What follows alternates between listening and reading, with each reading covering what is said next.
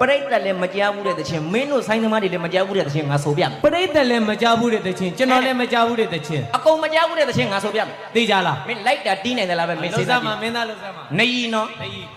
မြို့ပြလုံး ဘာတခြင်းပါလဲ မြို့ပြလုံးပြောလေပဲအမှန်တကယ်တမ်းတော့တွန်းနေကြီးတစ်ခုလိုပါပဲကွယ် ငါနည်းနည်းကြားဘူးနေတယ်လို့ ငါကိုယ်တိုင်မသိကြတဲ့ဖဲလိုများလဲဟဲဟဲဟဲမုတ်ဆိုးဖြစ်လိုက်တောင်းဖြစ်လိုက်ကွယ်ပရိသတ်အား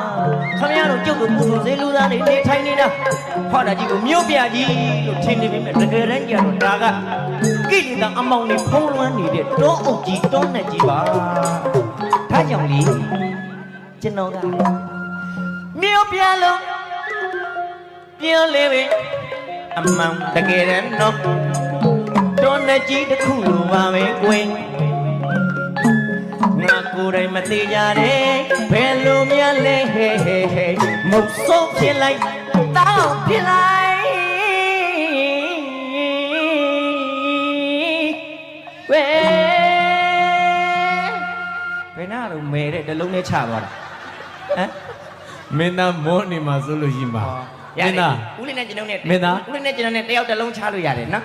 မင်းသားအားပေးတဲ့ပရိသတ်ကများ